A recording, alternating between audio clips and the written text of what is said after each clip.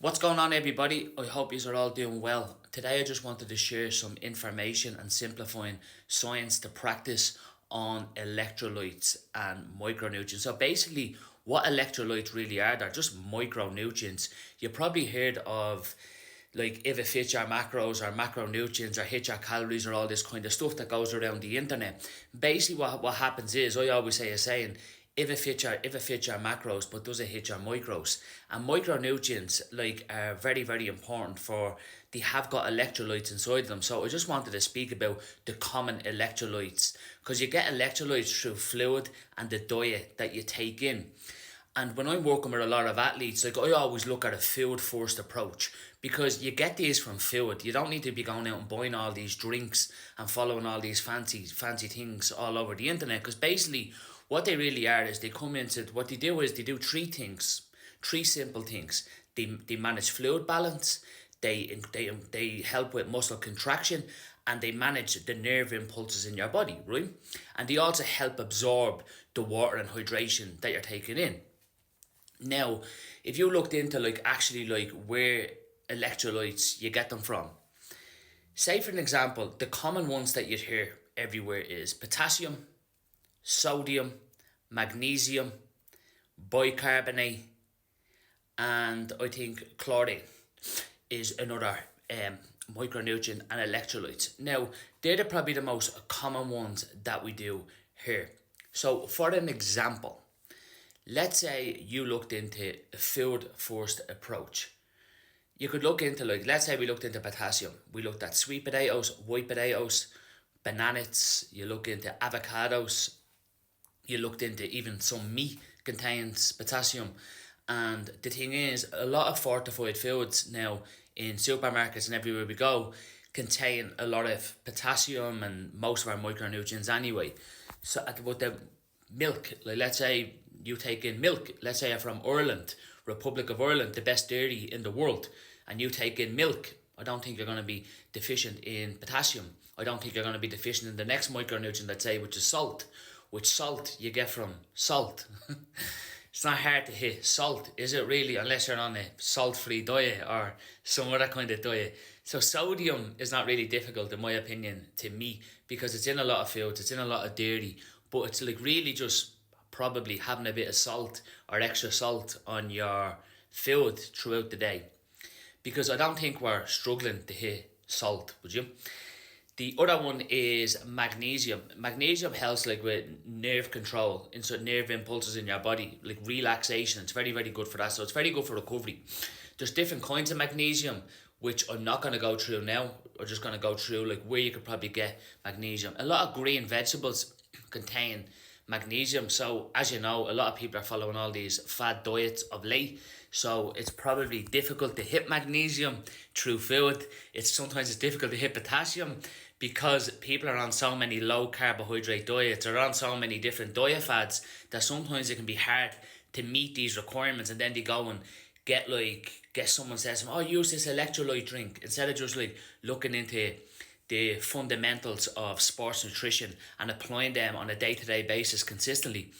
The other thing where magnesium is, avocados have magnesium inside of it. But I would say a lot of green vegetables and also a lot of dairy products would also contain magnesium also. Do I believe that magnesium supplementation is very beneficial?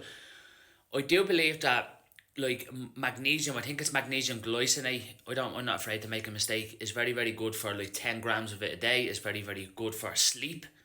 But again, if you were somebody that is number one struggling with electrolytes, I would be looking into this, what I'm gonna say to you. When you actually exercise and somebody exercises a lot, right? And you go on a severe low calorie diet, you kind of become, you do become deficient in micronutrients and deficient in macronutrients. So you become deficient a lot in electrolytes.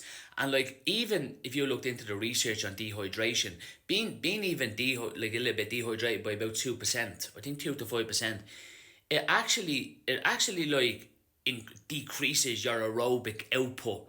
Meaning, when you're going and doing all this aerobic training and thinking, oh, I'm not taking care of my nutrition, all of a sudden, basically, you're probably, I know you're probably achieving a run or you're achieving something, but are you making an adaptation to that run?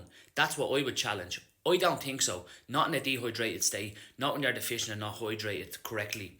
So when you go on these diets, you kind of become very, very deficient in these nutrients. Make sense? So if I was to look into giving a little bit of a tip here today, I would look into getting it from a food first approach. Looking into the foods that you actually contain or that you take in on a day-to-day basis.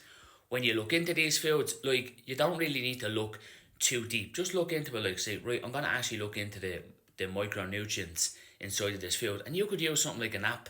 You could use MyFitnessPal. You could use MacroFactor. You could use so many different apps. When you just look into, like, right, let's say, for example, I'm going to look into this. I'm going to say, like, right, how much potassium is in this? How much sodium is in this? How much other... And, like, most of the time, right, when you do eat, say, whole food, right? Like, meaning, like, say, you start to eat that from food, like 2 to 3 servings of fruit every single day.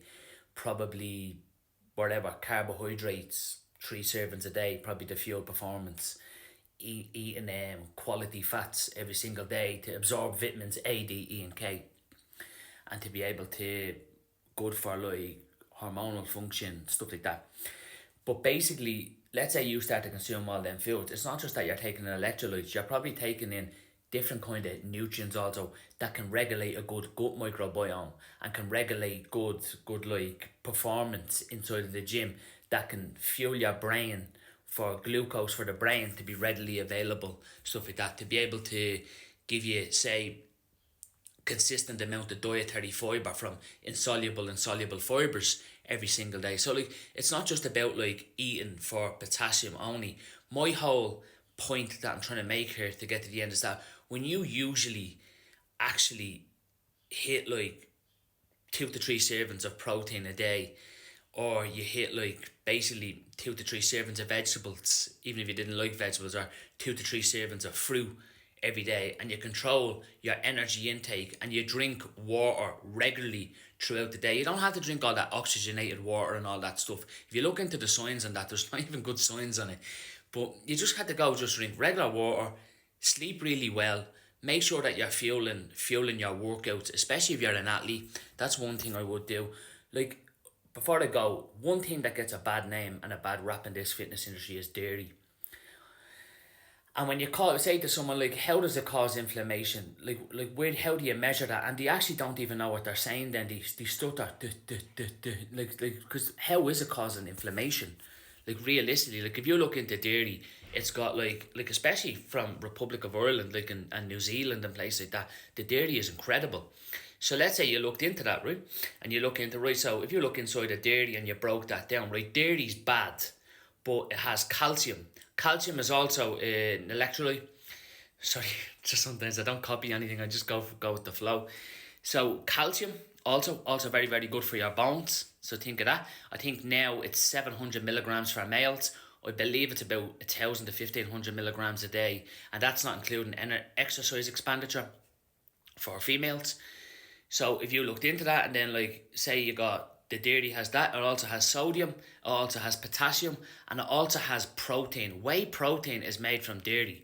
So think about it. Like, if you look into the research on whey protein, because whey protein is a whole food, you just got to be careful where you're getting whey protein from, because I do know there's loads of lead in different proteins. The supplement industry is a big, huge boom right now. And, like, again, when you actually take in your protein from a food first approach, you may get the benefits of all these electrolytes, all these other micronutrients inside of that too. Any questions that any of you have whatsoever on the basics and fundamentals of hydration, macronutrients, workout nutrition, training, sleep, anything whatsoever, ask me any questions and I'll happily answer that to the best of my ability. Keep up all the good work, and thanks a lot for following me videos.